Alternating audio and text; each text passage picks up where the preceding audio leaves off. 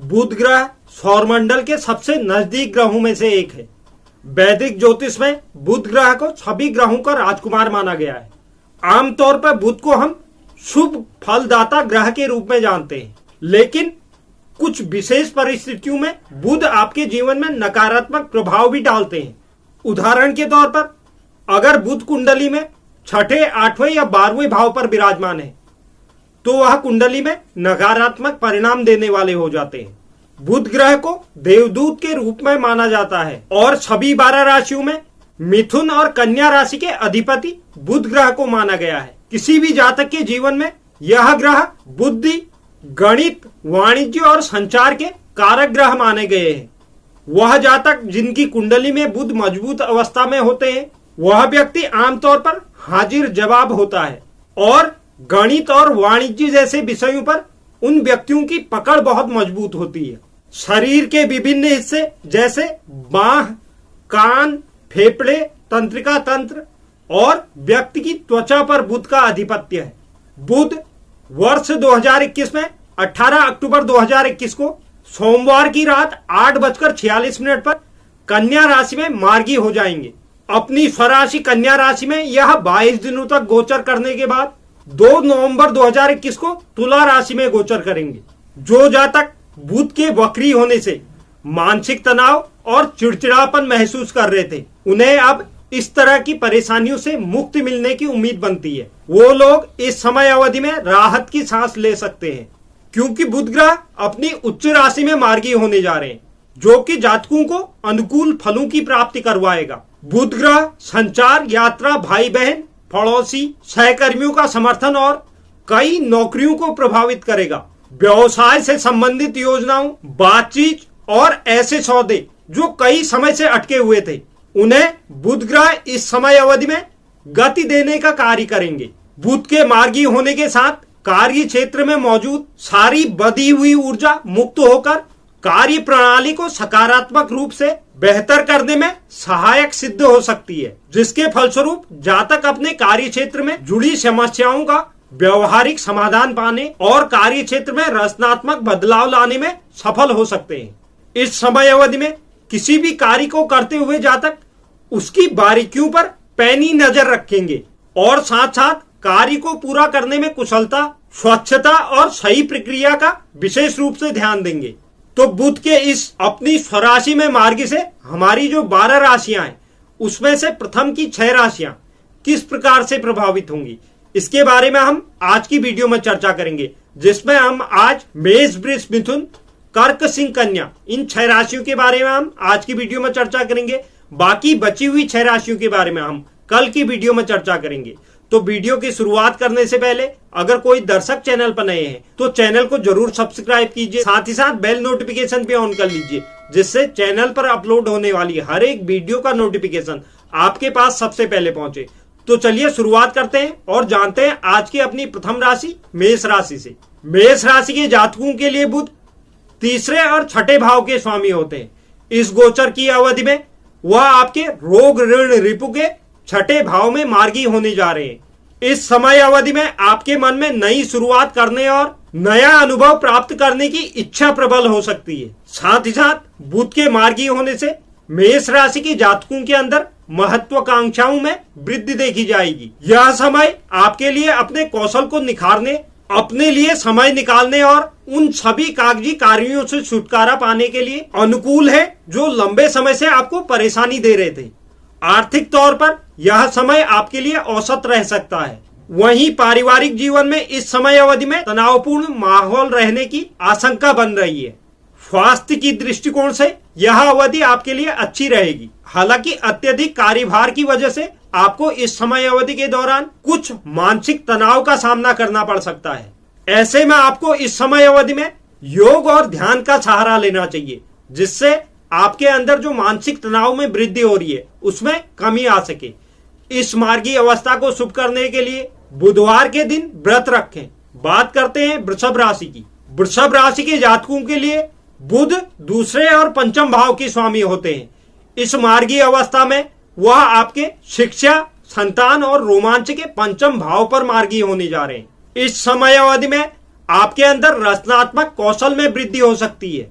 और यह अवधि वृषभ राशि के जातकों के लिए विशेषकर अपने करियर में रचनात्मक तरीके से कुछ नई योजनाएं बनाने या कुछ नया करने के लिए अनुकूल समय सिद्ध हो सकता है। आर्थिक तौर पर देखा जाए तो वृषभ राशि के जातकों को इस समय अवधि में सजग होने की आवश्यकता होगी। इस समय अवधि में आप अपने जीवन शैली को बेहतर बनाने के लिए अधिक धन खर्च कर सकते हैं, जिसकी वजह से आपका मासिक बजट बिगड़ सकता है। तो इस समय अवधि में आपको फिजूल खर्ची से बचकर रहना है। केवल जरूरतमंद की चीजों पर ही अपना धन खर्च करें। इस समय अवधि में अपने निजी जीवन में आप अपने दोस्तों के साथ बेहतरीन समय बिताएंगे। साथ ही साथ इस बात की भी संभावना है कि आप इस अवधि में आप नए लोगों से मिलने और उनमें से किसी के साथ आप प्रेम जीवन में एक नए रिश्ते की शुरुआत कर सकते हैं। यह समय उन जातकों के लिए अनुकूल रहेगा जो लोग विवाहित हैं और संतान सुख भोग रहे हैं। सट्टा बाजार या शेयर मार्केट से आपको इस समय अवधि में लाभ की प्राप्ति हो सकती है। हालांकि आपको इस समय अवधि में किसी भी बड़े निवेश से परहेज करना चाहिए। इस मार्गीय अवस्था को शुभ करने के लिए आपको बुधवार के दिन हरी चीजों का दान करना चाहिए। बात करते हैं मिथुन राशि की। मिथुन राशि के जातकों के लिए कुंडली में बुध उनके लग्न भाव और चौथे भाव के स्वामी माने जाते हैं। इस समय अवधि में बुध आपके माता और सुख के चतुर्थ भाव में मार्गी होने जा रहे हैं। मिथुन राशि के जातक इस समय अवधि में कार्य क्षेत्र पर हर मुद्दे या सौदे को व्यवहारिक तरीके से निपटाने पर जोर देते नजर आएंगे। साथ ही साथ इस समय अवधि में आप किसी भी संवाद करते वक्त अपनी बातों को स्पष्टता और ईमानदारी के साथ रखें।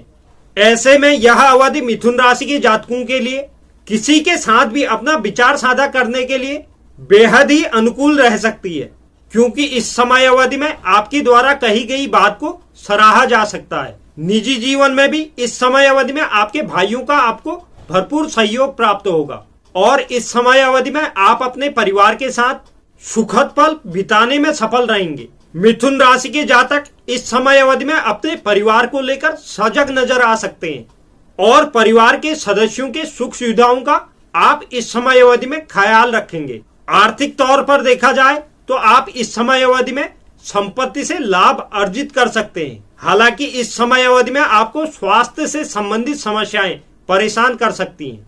ऐसे में आपको इस समय अवधि में अपने स्वास्थ्य का विशेष रूप से ध्यान देना है और आपको छोटी छोटी समस्याओं पर लापरवाही नहीं करनी है। समय रहते आपको चिकित्सक से परामर्श लेने की आवश्यकता होगी। इस मार्गीय अवस्था को शुभ करने के लिए मंदिर में दूध और चावल का दान करें। बात करते हैं कर्क राशि की। कर्क राशि के लिए बुध तीसरे और 12वें भाव के स्वामी होते हैं। इस मार्गीय अवस्था में बुध आपके छोटे भाई बहनों साहस और पराक्रम के तृतीय भाव पर मार्गी होने जा रहे हैं। इस समय अवधि में कर्क राशि के जातकों का मन अनिश्चितताओं से भरा हुआ रह सकता है। इस समय अवधि में आप घर पर रहना, आराम करना और दुनिया से अलग थलग रहकर जीवन व्यतीत करना, इस तरह की आपकी दिनचर्या हो सकती है। जबकि कभी कभार आपको ऐसा भी महसूस हो सकता है कि आपको कुछ नया शुरू करने की जरूरत है या फिर बाहर घूमने जाना चाहिए। इस समय अवधि में आप कार्य क्षेत्र में पैसा और यश अर्जित करने में सफल हो सकते हैं। आर्थिक तौर पर बुध की स्थिति की वजह से आपके खर्चों में वृद्धि हो सकती है और इस समय अवधि में आप स्वभाव से भी थोड़े खर्चीले हो सकते हैं। इस समय अवधि में आपके दया भावना में भी वृद्धि देखी जाएगी और इस समय अवधि में आप अपने परिवार और दोस्तों के साथ एक अच्छा समय बिता पाएंगे और साथ ही साथ आप अपने आसपास हो रहे गतिविधियों में सम्मिलित होते भी नजर आएंगे। इस समय अवधि में आप शारीरिक और मानसिक तौर पर एकदम स्वस्थ रहेंगे। कुल मिलाकर यह समय आपके लिए अनुकूल साबित हो सकता है। इस मार्गीय अवस्था को शुभ करने के लिए बुध के बीज मंत्रों का जाप करें।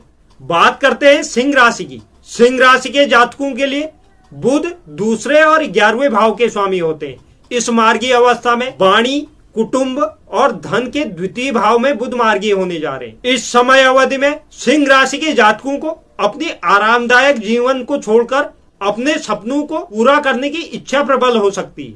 आर्थिक तौर पर देखा जाए तो यह समय सिंह राशि के जातकों के लिए किसी अनुभवी के परामर्श के आधार पर कोई लंबी अवधि का निवेश करने के लिए बेहतर ही अनुकूल समय सिद्ध हो सकता है। साथ ही साथ आप इस समय अवधि में अपने खर्चों पर भी लगाम लगा सकते हैं। साथ ही साथ आप अपनी आमदनी बढ़ाने के लिए अपने आय के स्रोतों का विस्तार करने की योजना भी बना सकते हैं।